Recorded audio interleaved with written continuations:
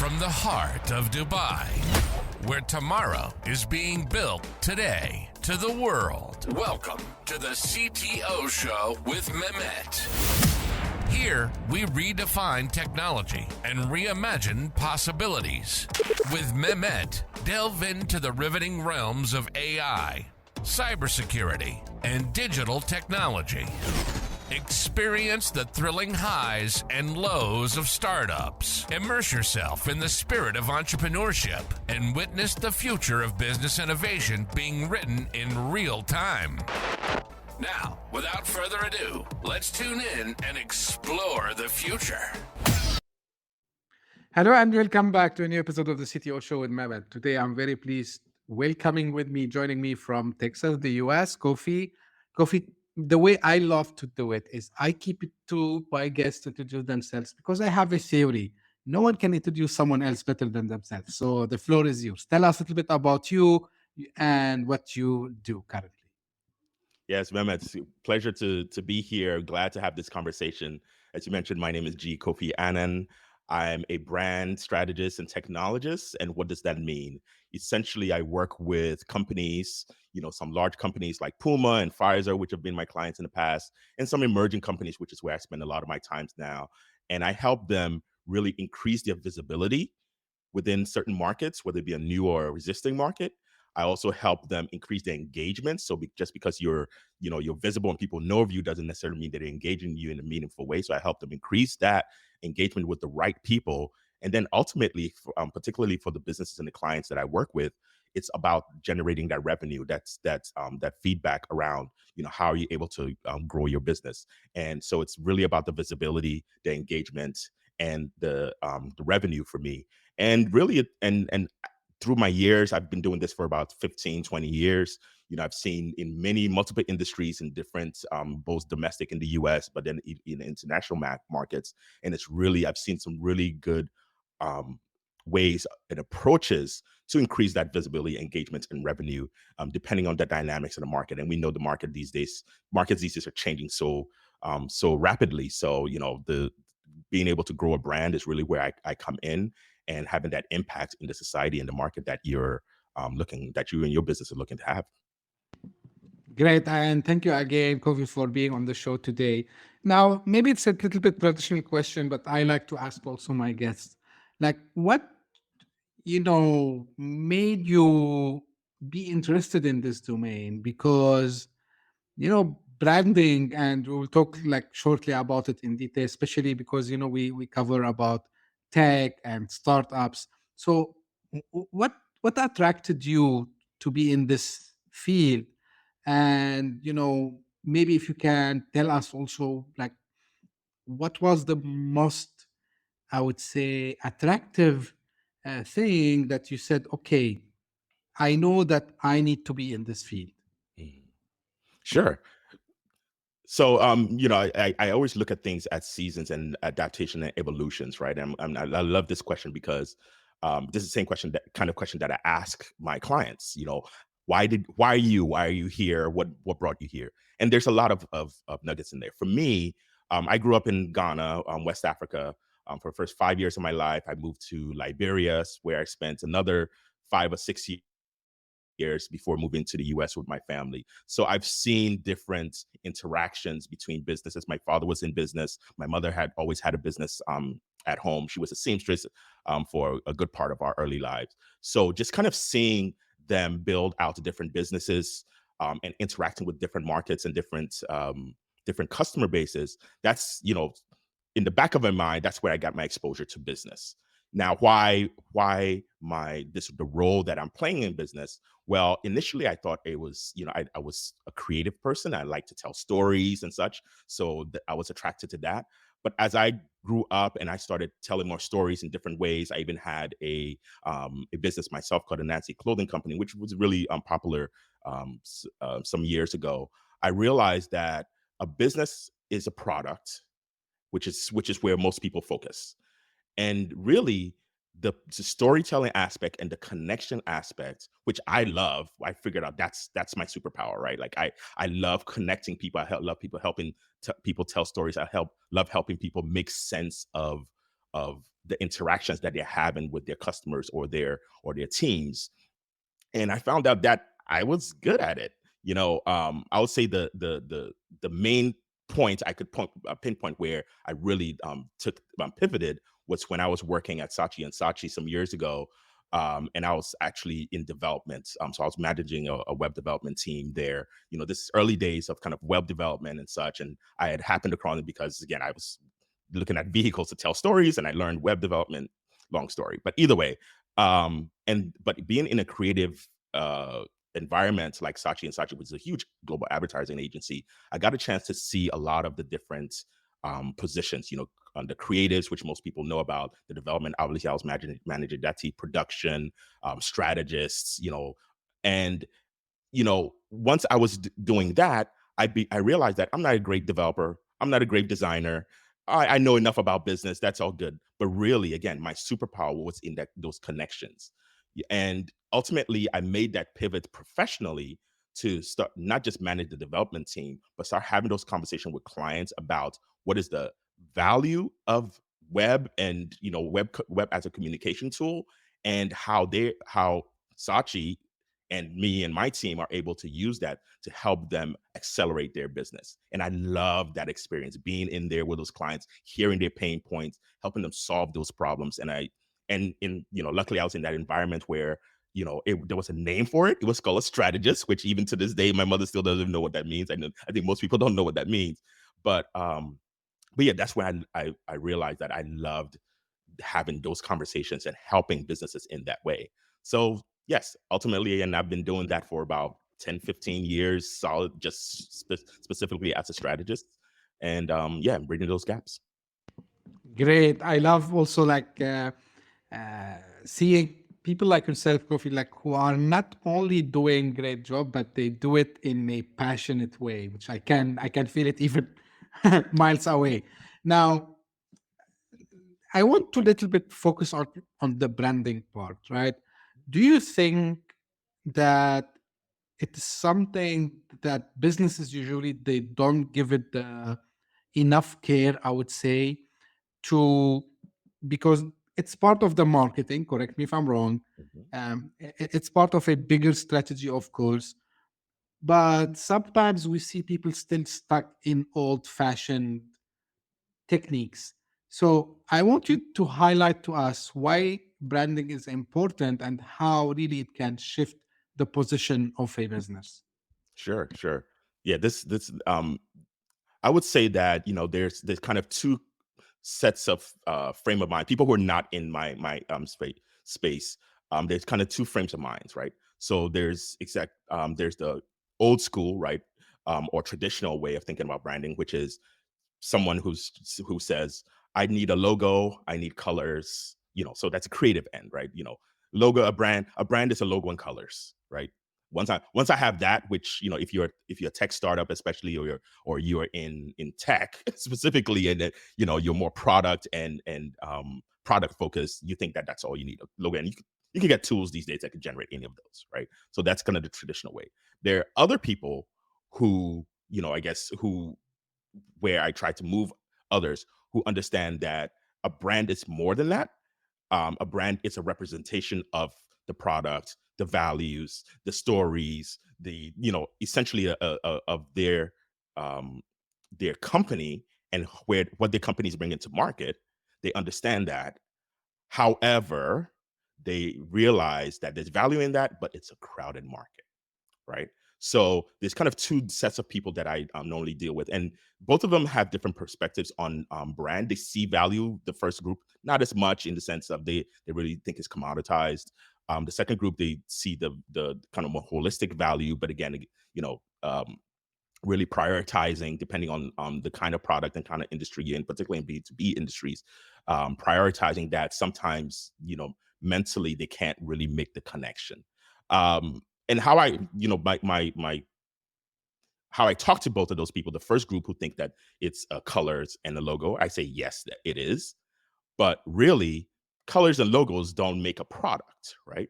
And really, the product is really about the product, the colors and the logos, and why the question that you asked me, Mehmet, in the beginning, why you even for investors, that's all part of the brand. That's all part of the story that you're telling. You need to tell a story about why someone should have a relationship or engage with you and your product and your business. And this, with the second group, it is about the crowded market. And really, I help them really narrow down, okay, what is the differentiator that I have? Because they're further along in that understanding of sophistication. What is the secret sauce? And not necessarily from a product perspective. It could be part of the product, but who are the founders? Why did they do this? This, I told you the story about me growing up in Ghana and Liberia, like all those things that we take for granted as founders and owners, bringing that forth to make that emotional connection to specific markets and specific audiences, right? And that's where you start, and then from Right. there it just goes on, and that's all part of building a brand. Absolutely. Now, Kofi, one thing which when I was preparing, and we had a little bit of chat before, and because you work with international customers, so one thing usually, which when I talk myself to startup founders, right? So of course there are like the early days, everything, but then at some stage they need to start scale. And one part of the scaling strategy is to go after global markets. So if they are based in the US, they would go to Europe, they would go to Asia, and vice versa, right? Now, in your work across different cultures and market, how do you approach, the concept of understanding and leveraging that there are some cultural nuances, let's call them, or differences, and how you advise your clients usually to take care of these cultural differences to have successful new market entries? Yeah. Yeah, a lot of my clients, whether they're thinking about it now, or they've kind of reached a certain level of momentum and scale, and they've maybe grown bigger than their current market. They do start thinking through that. And I'll talk about two different kinds of clients in that regard. So some years ago, in 2010 specifically, for the 2010 World Cup, Puma, the athletic company, was looking to be part of the World Cup, right? Advertise, market X, Y, and Z. It's a huge platform. Athletics, makes sense. They didn't have the budget as Nike, who was the official sponsor. So we complain about budget, but even sometimes Puma doesn't have enough budget. They didn't have the big budget, but they were looking to make an impact, right? A lot of eyes were going to be on the World Cup. Where I came in, and me and my team, we came in to say, okay, what is the key differentiator for Huda? What area can we carve out? And within that context, we looked at, okay, what is the context of World Cup? And in that year, that was the first year that the World Cup was happening in Africa, right? It was South Africa specifically. And we found, having conversations with Puma, we found that Puma has a legacy, had traditionally always sponsored African teams in other World Cups. So that's a gem, that's an insight that we could go with. So how do we make it relevant in the current day, and how we look at the cultural aspect? In that case, we started having conversations with people who represented the audience of that World Cup. The modern African, international person. Again, to capitalize both on the connection with Africa and African, but then also help that to propel the message. And so we dove deep. We did some ethnographies, which is essentially following people around. And this is 2009, 2010, so we didn't have too much of social media there, not too much of context online, particularly in the African market. So a lot of that were kind of going visit people in their homes, asking them questions, again, trying to tease out those cultural nuances that get past our individual biases. Even me as an African, my location being in the US, there's certain assumptions I have about what makes sense and what attracts someone who lives in Africa, in different parts of Africa.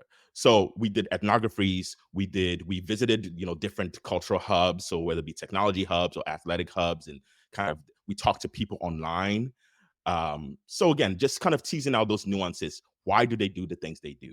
And then obviously, once we gathered that research, then we brought it back and said, okay, so now what does that mean for Puma? How do we make the two how do we make that relevant for the marketing and the messaging? And that's different structures and processes that we go through there. The more recent one that I had was a South Korean textiles company, software, a SaaS company, which leverages this South Korean textile market and essentially digitize it, bring it to the global market.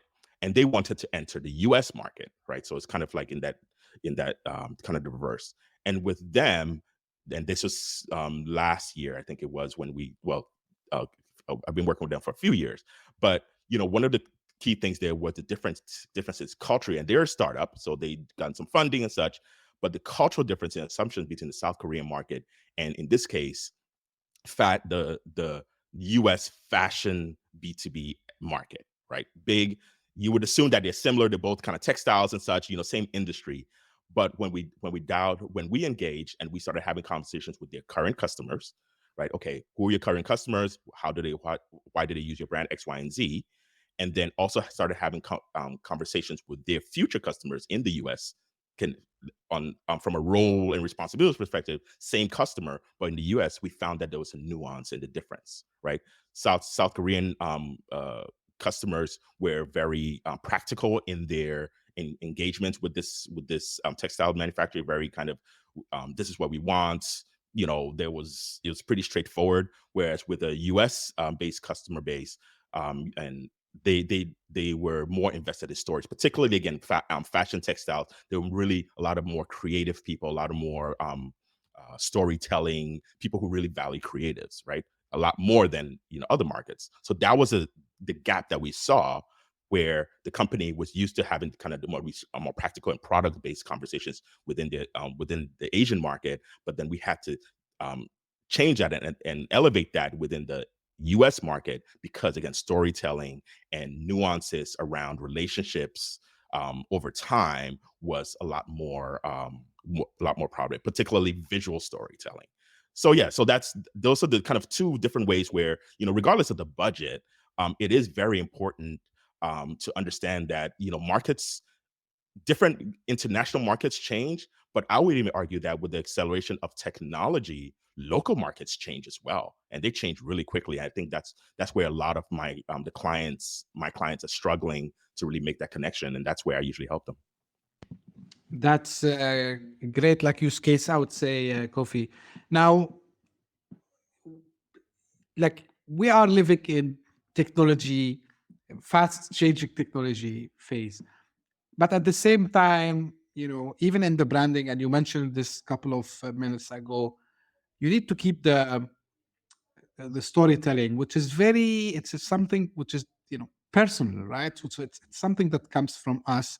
So how do you leverage the technology to keep the authenticity, I would say, of the story that company, whether it's a startup or a full-fledged business, they want to convey, without losing this, oh, okay, these guys look very, very authentic, right? But at the same time, you need to use technology, and you don't need to be as a customer to feel, it looks like it made up, right?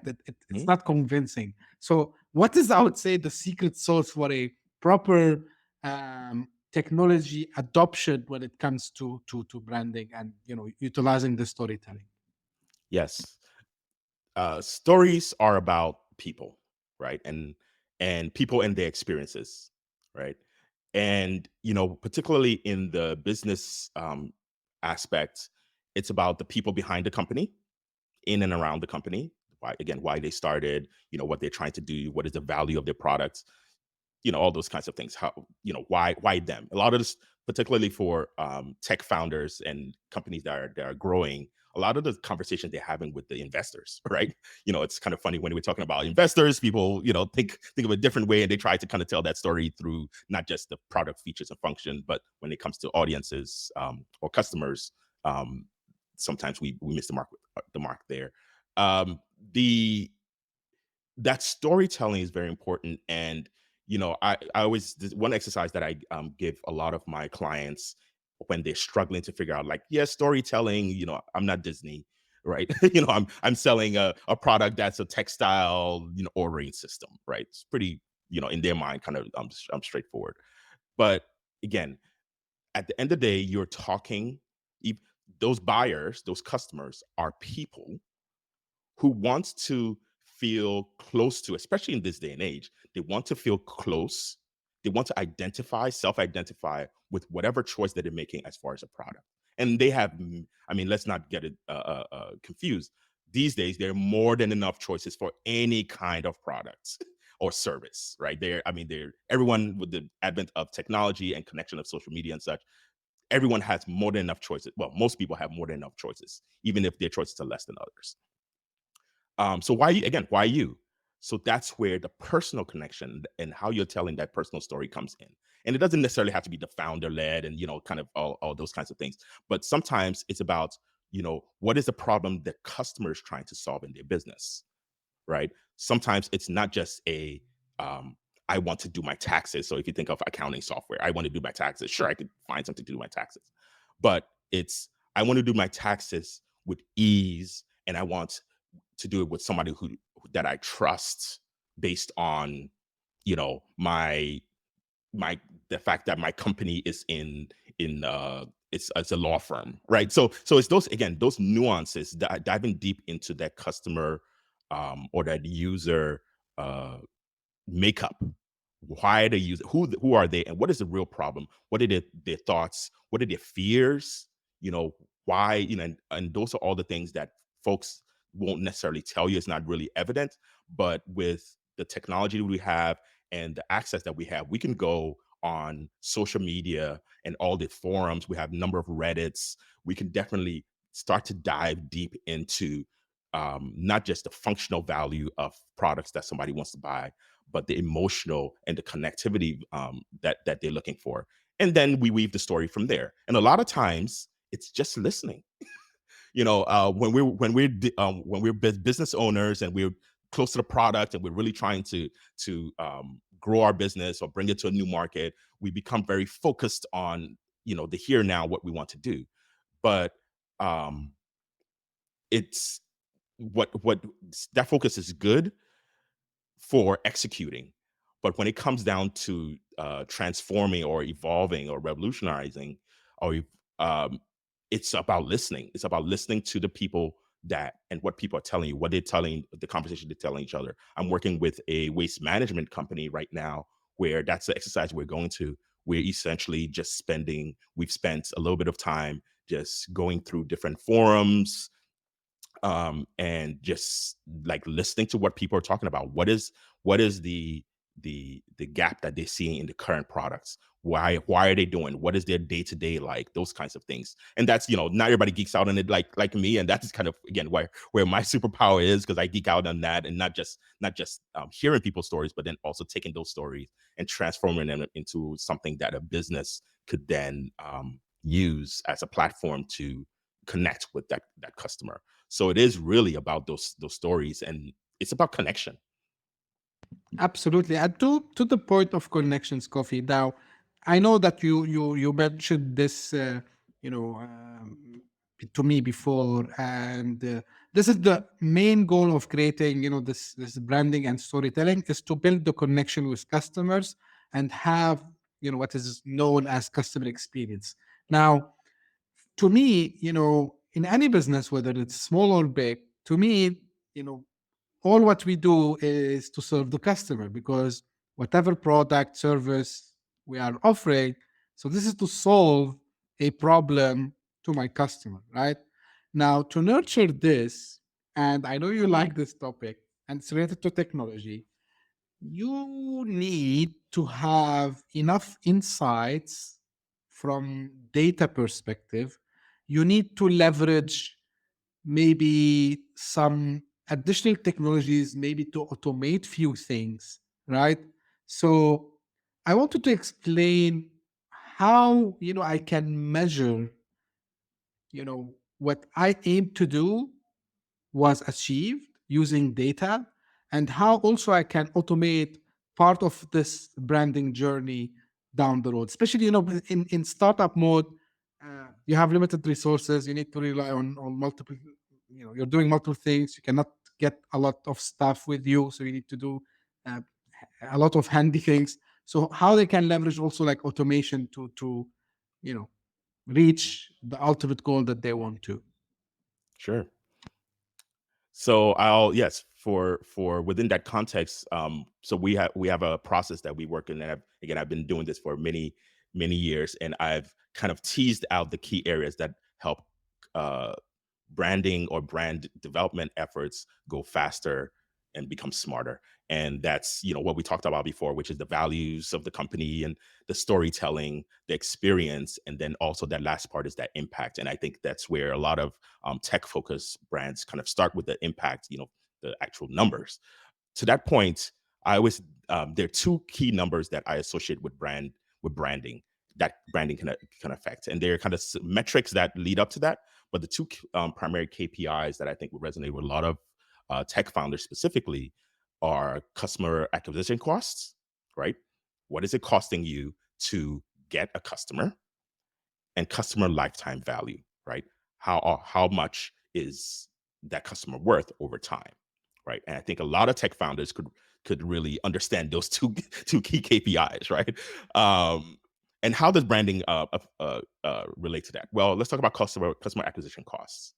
Well, if you're a startup, whether you have funding or not, or you're self-funded or you have some momentum, you're probably trying to reduce that customer acquisition costs, right? You don't want to spend as much money on ads, especially, which is where a lot of people just kind of start going straight for advertising. And having been in the ad agency, ad business for a while, previously, I could say that there's a place for that, but ads are not going to solve your problems, right? Alone, right? Or they do other things that they hear in the market, which is like just do social media, right? But they don't really see the conversion rates. They don't really see the customer acquisition costs go down. One of the things that I would say from a brand perspective is that if you're not seeing that customer acquisition costs go down slowly, that means that people don't really understand the value, not of your product, but from a brand perspective. Why you? Why? What is the value? Do you share my value? Do you make my life easier? Like all that storytelling is really not coming through.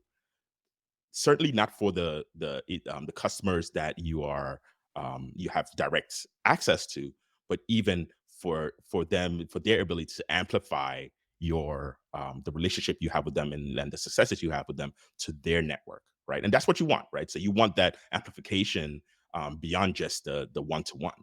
And that helps reduce your customer acquisition costs because essentially people are getting customers for you. So that's where brand comes in, right? I want to be able to tell people. So in the case of my company, I have my company name is the Brand Sensei. Okay, the Brand Sensei does X, Y, and Z. And through those stories, how your customers are telling their friends and their family and their colleagues the stories that you've enabled them to tell those people helps bring those people into the fold, and obviously reduces your customer acquisition costs, right? So that's where stories can help propel some of those kind of things. Give them a short snippet of a way to tell the story, and then of course onboard those customers. So again, that's the kind of mechanics of how branding can factor in. And you do have to understand how those people, and then obviously customer lifetime value is that experience. How are you reinforcing the when they reach out to customer service, like how are you interacting with them, how are you giving them opportunities to reach out, all those kind of mechanics, and that's all feeds into your brand as well. I know that I could expect fast delivery from Amazon, and I know that when my which happened just the other day, my delivery, I don't know where it ended up, and as a matter of fact, I'm not going to go find it. I tell Amazon, I just want to order another one quickly. They don't even ask me too many questions because I'm a long time customer, and they just kind of avoid that transaction and allow me to buy something again. That adds to the Amazon brand, right? So Right. over time, I'm spending more time on Amazon because of that experience and that I associate with the brand, that feeling of ease of access and convenience.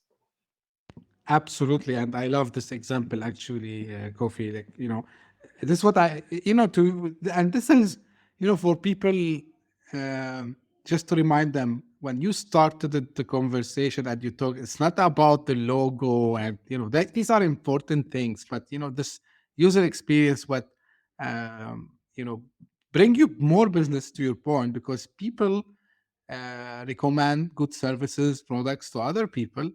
And I liked when you say it's not like about the ads, social media, all this, right? So of course you can create some kind of buzz over there, but buzz is not branding, right? No, it is not.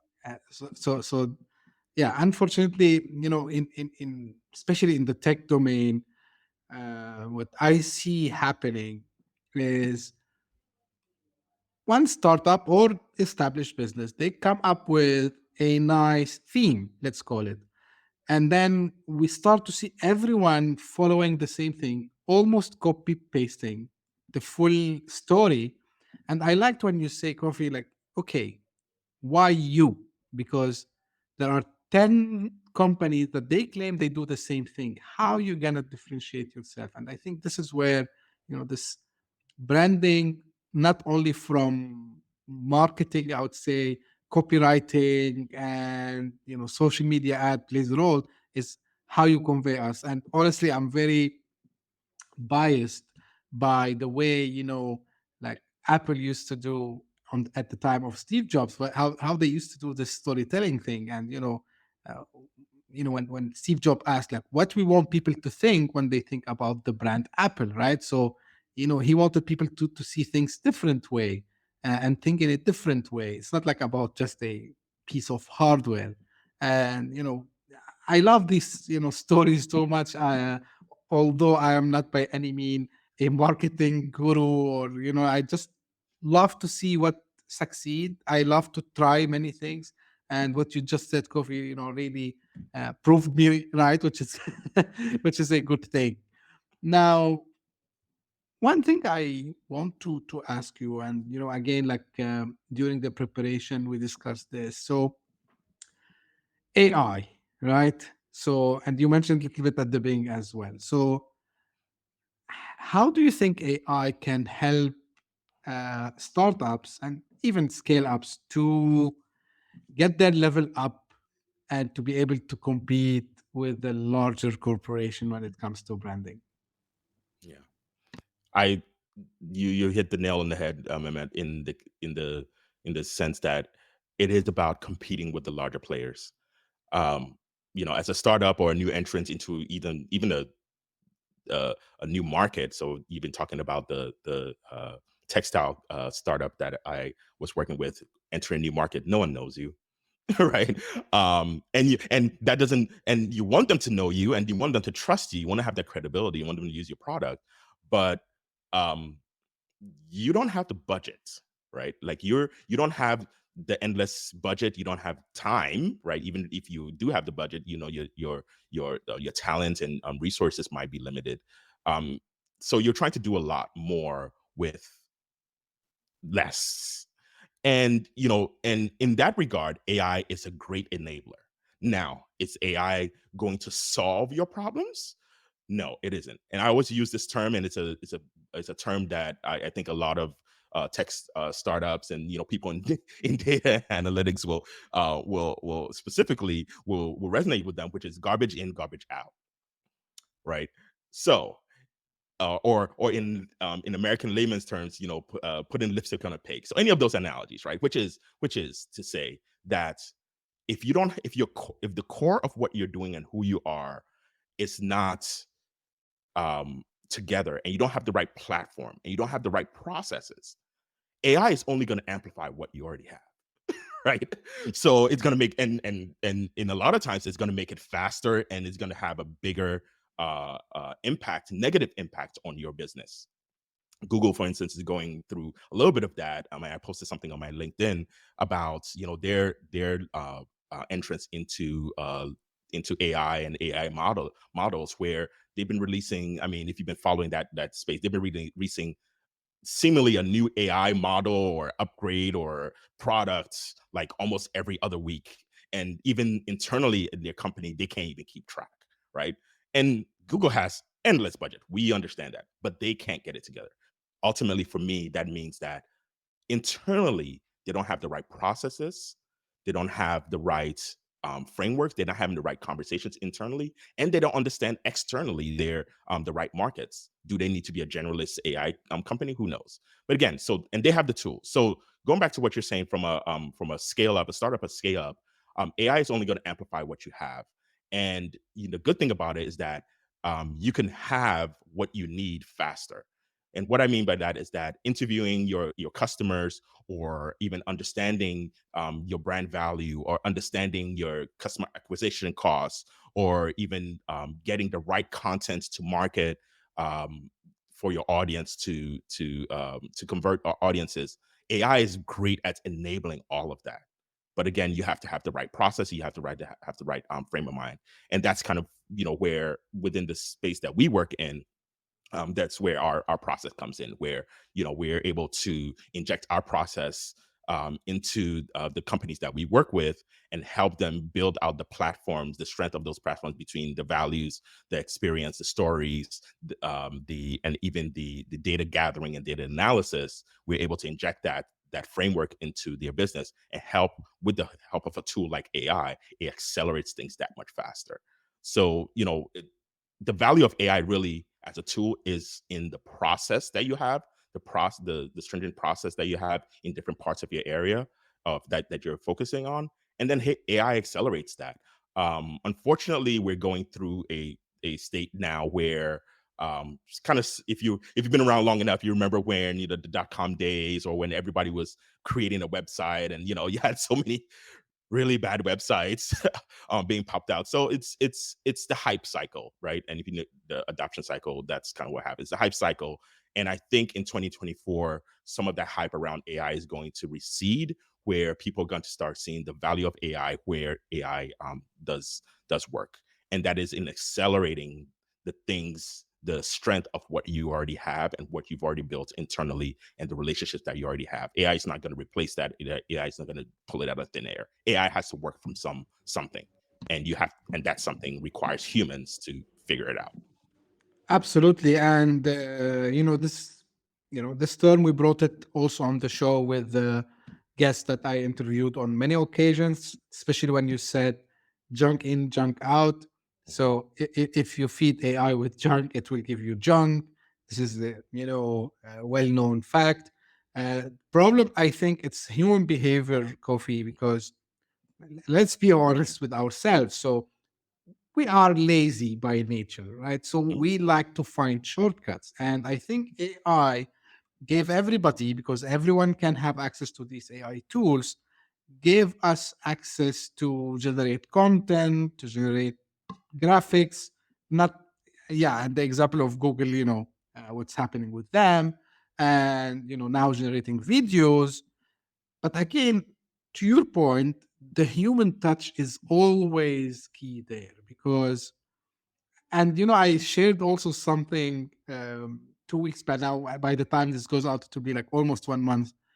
You know, I said something, I shared on LinkedIn. I said, like, no time before, the storytelling became something very crucial for especially startups, because if you cannot tell your story, and because you will use AI, of course, but if you don't mention the story in a way which can capture your audience, the AI will not be able to do that for you, because the AI uses what information is available to it, right? So this becomes like really key there. But are you seeing, Kofi, like, now let me reverse this question, and it's like maybe a kind of contradictory question to what I just asked you. Someone might argue, okay, because these big guys, they have the access, they have the budget, they're gonna leverage AI, and actually they're gonna go and crush every single startup that would try to appear. Do you have concerns about that? And if so, as a small business owner or an entrepreneur, how should I protect myself from, as we call them, the tech giants? Mhm. Yeah, so if you're talking about IP, intellectual property, and kind of from a product perspective, I think a lot of your that's a different conversation that I think um people, the kind of lawyers and such kind of could probably help with. But if you're talking about from market share and brand awareness and adopting customers, what I would say is that the reverse is actually true. In my experience, customer bases, markets, audiences, people are becoming more and more. People want a lot more connections with things that are not a great faceless behemoth, right? There are more nuances to human behavior and cultural, different cultures and different locales than I would argue that Google, Microsoft, Amazon could ever capture with any amount of money. And you can see a lot of that, Mehmet. You're in Dubai. As you look international, you'll see that a lot of the large companies with the endless budget that we see in the US, especially, that we take for granted, they don't have the impact in other markets that they have in the US. And that's an example of the fact that there is essentially enough to go around from a market share perspective, if you're talking to the right person. And people's behaviors and expectations are changing really rapidly. And you look at the different generations, the specific environmental effects. If you start diving into the nuances of what the audience is, whether it be an audience, a customer base in Singapore that's in the outskirts of the city, or someone somewhere in Ghana that is in Accra, you could slice it so many different ways, and each one of these audiences have nuances that in my opinion, any company will have to be choiceful about servicing. So that's an opportunity for startups and scale-ups, right? A lot of startups and scale-ups start with, I want to go for a broad market with, they start from a products perspective. So I'll take a accounting software or even textiles, right? I want a B2B audience that fashion designers that, in the case of one of my clients, fashion designers in the US that wants to source fabric and textiles for their clothing lines. Super broad. I mean, that's so many different people, right? But when you start diving into the nuances of those audiences and those customer bases, you start seeing that there's a difference between an indie designer and a global, a Prada or Gucci, which I've worked with as well, right? Their processes, what they're trying to do, X, Y, and Z. So that's different. You even have some of the up and coming, kind of streetwear brands, for instance, that have a lot of money, have a lot of investments. And again, so there are nuances there that a startup can carve out for themselves. And really, it's usually an unserved market because those big companies are going broad. There's an unserved market, an untapped market within those submarket.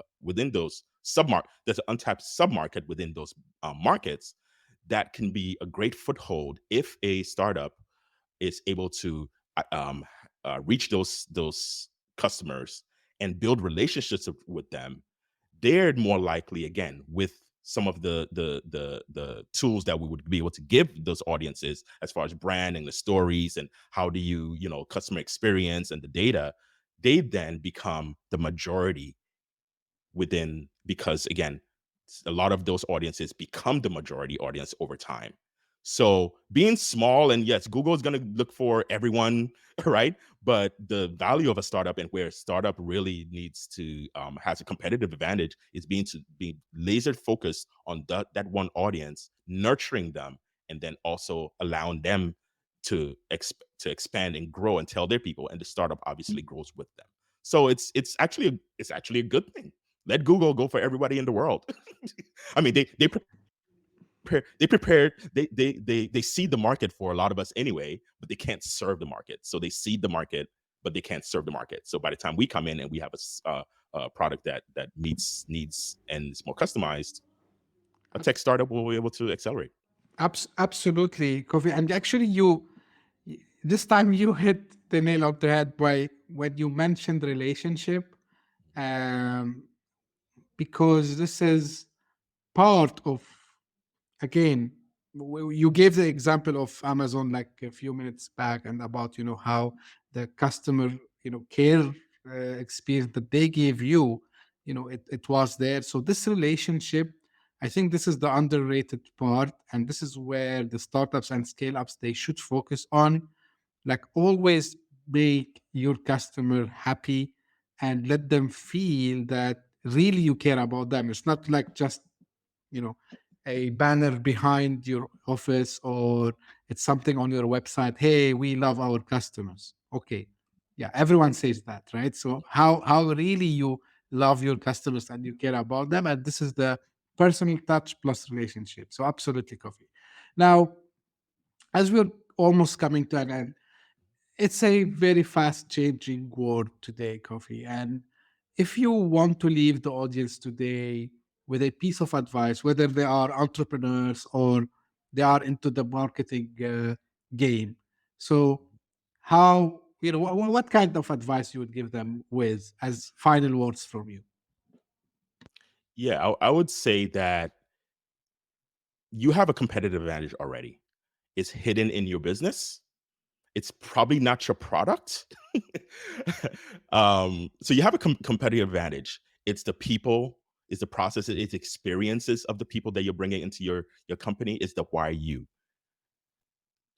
leverage that, understand that based on who you've interacted with. If you don't understand it, talk to some of the people who've supported you currently, record that conversation, and AI will help you transcribe that and give you the insight. So again, using AI where necessary, have those conversations, record conversations, understand what makes you unique, tell a story, craft a story about that, right? What is that story that someone else that you could tell someone else and they could tell other people?